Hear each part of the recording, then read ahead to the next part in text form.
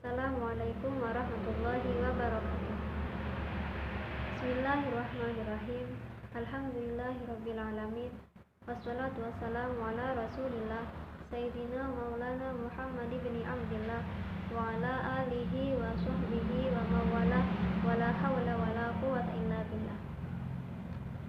Allahumma sholli ala Sayyidina Muhammadin sholatan taghfiru bihal dzunub wa tuslihu bihal qulub wa tantaliqu bihal usub wa talinu bihas sub wa ala alihi wa sahbihi wa man ilaihi mansub. Nah, pada pembahasan kali ini yaitu tentang wudhu yang berjudul penerapan wudhu sesuai standar mazhab Imam Syafi'i sebagai sarana mendekatkan diri kepada Allah, yang beranggotakan pertama Lensi Imelva Oktavianti dengan NIM 2011010700004. Kemudian Devita Indri Febiani dengan NIM 2011010700019. Kemudian Ervina Reza Fatimah dengan NIM 2011010700013. Kemudian saya sendiri Siti Faikotul Himmah dengan NIM T20191448. Dan yang terakhir Domatul Khairah dengan NIM T20198018. Nah, pada video kali ini ada beberapa penjelasan mengenai bab wudhu. Yang pertama tentang pengertian wudhu, yang kedua tentang syarat-syarat wudhu, yang ketiga tentang rukun-rukun wudhu, yang keempat tentang sunnah-sunnah dalam wudhu, dan yang terakhir yaitu tentang hal-hal yang membatalkan wudhu. Nah, yang pertama yaitu pengertian wudhu. Apa sih wudhu itu? Nah, ada dua penjelasan. Yang pertama menurut bahasa dan yang kedua menurut istilah. Nah, menurut bahasa yaitu wadu'at yang berarti bersih atau indah. Kemudian menurut istilah yaitu sifat yang nyata yang dilakukan pada 4 bagian tubuh dengan menggunakan air. Yang pertama yaitu wajah, yang kedua yaitu tangan sampai siku, yang ketiga yaitu sebagian dari kepala, dan yang terakhir yaitu kaki dan sampai mata kaki dengan niat tertentu dalam rangka beribadah kepada Allah. Nah, ada dalil yang menjelaskan tentang bab wudhu ini yaitu dalam surat Al-Maidah ayat 6 yang berbunyi Bismillahirrahmanirrahim. Ya ayyuhalladzina amanu idza qultum ila sholata fawsilu wujuhakum wa aydiyakum ilal marafiqi wamsahu bi ru'usikum wa arjulakum ilal ka'bayn. Yang artinya, apabila kamu hendak mengerjakan sholat, maka basuhlah muka dan tangan kamu sampai siku, dan sapulah kepalamu serta basuh kedua kaki kamu sampai dengan kedua mata kaki. Quran Surat Al-Maidah ayat 6. Nah, kemudian selanjutnya akan dijelaskan oleh rekan saya. Kepadanya dipersilahkan. Assalamualaikum warahmatullahi wabarakatuh. Di sini saya akan melanjutkan bab syarat-syarat wudhu. Syarat-syarat wudhu ada 3, yaitu syarat wajib, syarat sah, dan syarat wajib dan syarat sah bersamaan. Syarat wajib sendiri yaitu syarat yang mengharuskan seseorang untuk mengerjakan wudhu. Salah satu contohnya yaitu balik, dan muslim itu diwajibkan untuk wudhu karena ketika usia balik pasti sudah harus tahu wudhu dan melakukan wudhu. Beda lagi dengan anak kecil yang belum balik, pasti kan ada yang nggak tahu cara wudhu. Si anak kecil ini tidak diwajibkan untuk wudhu. Yang kedua yaitu syarat sah. Syarat sah adalah syarat di mana wudhu menjadi tidak sah tanpa terpenuhinya syarat tersebut. Salah satu syarat sah yaitu muslim dan air suci yang mensucikan. Jadi air yang digunakan untuk berwudhu yaitu harus suci. Dan yang ketiga yaitu syarat wajib dan syarat sah secara bersamaan. adalah syarat yang apabila salah satunya tidak terpenuhi maka melakukan wudhu menjadi tidak wajib, dan apabila tetap melakukan wudhu maka wudhunya tidak sah. Salah satu contohnya yaitu berakal. Misal kayak seorang muslim yang hilang akal atau hampir gila tidak wajib wudhu dan tidak wajib sholat, lalu dia berwudhu dengan air suci maka wudhunya tetap sah. Sekian presentasi yang dapat saya sampaikan, kurang lebihnya mohon maaf. Untuk part selanjutnya akan dilanjutkan oleh partner saya. Terima kasih. Assalamualaikum warahmatullahi wabarakatuh. Nama saya Lensi Imelva Oktavianti, NIM 2011-0107-0004 dari kelas MTK 1. Di sini saya akan menjelaskan tentang rukun berwudu. Jadi rukun berwudu ini sangatlah penting karena rukun wudu itu artinya melakukan gerakan wudu yang sesuai secara runtut dan tidak boleh tertukar. Rukun wudu ini harus sesuai dengan apa yang dianjurkan oleh Rasulullah Shallallahu Alaihi Wasallam. Sah atau tidaknya wudu tersebut adalah tergantung terpenuhi atau tidaknya rukun wudu yang telah diajarkan ini. Menurut Imam Syafi'i, terdapat 6 perkara dalam rukun wudu. Yang pertama adalah niat ketika membasuh wajah. Nah, dalam niat itu ada 2, niat yang sunnah dan niat yang wajib. Di sini kita membahas yang wajib karena dalam rukun wudu ini sifatnya wajib. Nah, yang wajib adalah ketika niat membasuh wajah. Niatnya ada berbunyi, saya niat berwudu untuk menghilangkan hadas kecil fardu karena Allah Ta'ala. Kemudian dilanjut untuk para orang tua yang sudah sepuh yang ketika air kencingnya tidak bisa ditahan lagi dan selalu keluar, maka dapat membaca niat, saya niat berwudu untuk membolehkan sholat fardu karena Allah Ta'ala. Cara yang kedua adalah membasuh wajah. Membasuh wajah ini yang dimaksud adalah dari kening, tempat tumbuhnya rambut, sampai ke dagu, bagian dagu sini. Nah, untuk para lelaki yang memiliki jenggot yang tipis, maka wajib baginya untuk membasuh semua dagunya itu luar dan dalam, sampai semuanya itu terkena basuhan air. Kemudian bagi para lelaki yang memiliki jenggot tebal, maka tidak wajib hukumnya, boleh luar-luarnya saja. Cara yang ketiga adalah membasuh kedua tangan sampai siku. Tidak ada ketentuan khusus untuk membasuhnya, mau dari jari atau ke siku atau sebaliknya. Dan di sini menurut Imam Syafi'i, jika di kuku itu terdapat kotoran yang bisa menghalangi air untuk terkena kulit, maka kotoran tersebut perlu dihilangkan. Cara yang keempat adalah mengusap kepala meskipun sedikit. Jadi hanya sebagian saja, tidak apa-apa. Nah, tapi ketika dia memiliki rambut yang panjang, lalu dia hanya mengusap dari leher baru ke arah kepala, maka itu dikatakan belum dianggap sah.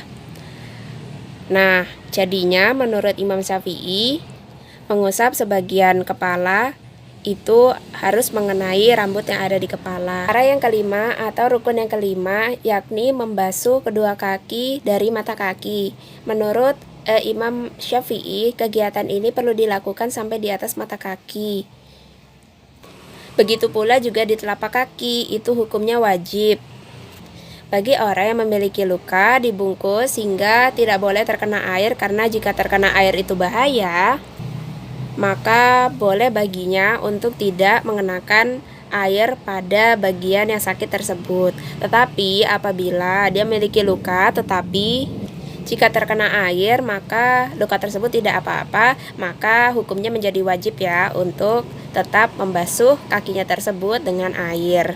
Rukun yang keenam atau perkara yang keenam yakni tertib. Tertib itu artinya urut. Maksudnya ialah kegiatan mensucikan diri ini dimulai dari 4 bagian tubuh yang tadi telah disebutkan, yakni dari wajah, kedua tangan, kemudian kepala hingga kaki. Apabila dari rangkaian proses tersebut ada yang terlewat atau terputus, maka bisa dikatakan wudhu tersebut batal atau tidak sah ya. Dalil yang menyebutkan bahwa tertib ini harus dilakukan yakni dalam Quran surah Al-Maidah ayat 6, di mana untuk menyambungkan rukun di setiap lafaznya itu menggunakan waw atof yang berarti dan. Maka Imam Syafi'i mengatakan bahwa kegiatan rukun wudhu ini harus dilakukan secara urut atau tertib. Assalamualaikum warahmatullahi wabarakatuh. Perkenalkan, nama saya Devita Indri Febiani, NIM 2011110700119.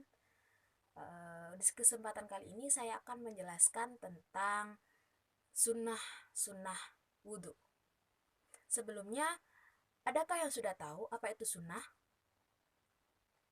Oke, sunnah adalah sesuatu yang jika dikerjakan akan mendapat pahala, kemudian jika ditinggalkan tidak akan mendapat dosa. Nah, sunnah ini dibagi menjadi dua, yaitu sunnah muakkad adalah sunnah yang sangat dianjurkan, dan kemudian sunnah ghairu muakkad, sunnah yang tidak dianjurkan atau bisa dikatakan sunnah biasa gitu. Kemudian apa saja sih sunnah-sunnah dalam berwudu itu? Oke, yang pertama adalah membaca basmalah. Rasulullah menganjurkan membaca basmalah, yaitu seperti ini: Bismillahirrahmanirrahim walhamdulillahi ala dinil Islam.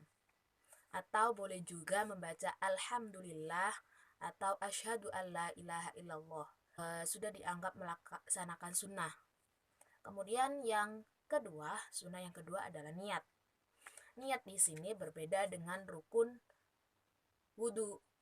Di rukun wudu ada niat juga, tapi di rukun wudu itu niatnya saat membasuh wajah atau sebelum membasuh wajah. Kemudian kalau niat di sunnah ini yaitu niat awal sebelum melaksanakan wudhu. Sebelum, biasanya kalau kita kan mencuci tangan dulu, membasuh tangan. Nah, itu sebelum melakukan itu sudah ada baca niat. Kemudian sunnah yang ketiga yaitu membasuh kedua tangan. Membasuh kedua tangan sampai pergelangan tangan. Kemudian sunnah yang keempat yaitu berkumur dan istinsyak.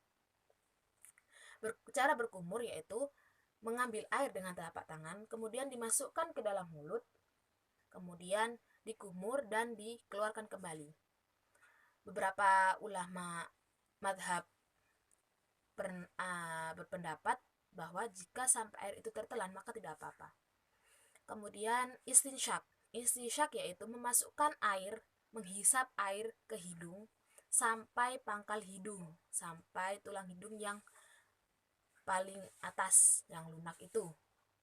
Caranya mengambil air di telapak tangan, kemudian dihisap ke hidung sampai terasa sampai tulang pangkal hidung. Nah, berkumur dan istinsyak ini menjadi makruh saat berpuasa. Kemudian yang kelima, menyela-nyela jari kedua tangan dan kaki. Menyela-nyela saat membasuh tangan dan saat membasuh kaki. Kemudian sunnah yang keenam yaitu mengulang sebanyak 3 kali setiap kegiatan berwudu. Misalnya berkumur, maka dilakukan sebanyak 3 kali. Membasuh wajah sebanyak 3 kali. Itu sunnah. Sunnah yang ketujuh yaitu mendahulukan anggota badan yang sebelah kanan terlebih dahulu, kemudian sebelah kiri. Contohnya saat membasuh tangan, maka diulang dari tangan kanan terlebih dahulu 3 kali, kemudian tangan yang kiri 3 kali. Kemudian sunnah yang ke-8 yaitu mengusap kedua telinga 3 kali. Kemudian yang ke-9 yaitu menghadap kiblat. Yang ke-10 bersegera. Bersegera itu artinya terus menerus. Batasnya adalah jangan sampai air anggota wudhu sebelumnya menjadi kering sebelum ia membasuh anggota wudhu selanjutnya. Kemudian sunnah wudhu yang terakhir yaitu bersiwak. Bersiwak ini dianjurkan untuk menggunakan kayu kesat karena itu akan bisa mengharumkan mulut. Assalamualaikum warahmatullahi wabarakatuh. Saya Bintul T 2019-18 akan menjelaskan tentang perkara yang dapat membatalkan wudhu. Di sini saya akan menjelaskan perkara yang membatalkan wudhu menurut mazhab Imam Syafi'i. Yang pertama adalah hilangnya akal. Hilangnya akal di sini bisa disebabkan karena gila, pingsan, mabuk, dan karena mengkonsumsi obat-obatan yang dapat menghilangkan kesadaran. Yang kedua yaitu keluarnya sesuatu dari salah satu lubang pantat sama lubang kemaluan. Semua yang keluar dari lubang tersebut dapat membatalkan wudhu, baik dalam keadaan sehat maupun sakit, seperti keluar air kencing, air mazi, air wajib, darah, ataupun debu yang kecil. Selanjutnya tidur. Tidur yang dimaksud di sini adalah tidur yang tidak mungkin atau tidak menetap pada tempatnya, seperti tidur yang tidak terkendali. Seperti contoh tidur dalam keadaan berbaring. Di sini dalam keadaan berbaring, sendi-sendi kita tuh longgar, jadi kita tidak akan terasa saat kita membuang hadas, dan itu dapat membatalkan wudhu. Selanjutnya yaitu menyentuh kulit wanita yang bukan mahram kecuali ada penghalang. Seandainya saya tidak sengaja gitu nyentuh teman lawan jenis saya langsung dari kulit ke kulit, itu dapat membatalkan wudhu. Tapi jika tangan saya menyentuh kain lengan baju teman saya, itu tidak dapat membatalkan wudhu. Selanjutnya menyentuh kubur dan dubur. Imam Syafi'i berpendapat wudhu menyatakan batal menyentuh kemaluan anak Adam, baik itu, mohon maaf, penis, dubur ataupun kubur, baik kemaluan itu punya sendiri ataupun punya orang lain. Sekian dari saya. Wassalamualaikum warahmatullahi wabarakatuh.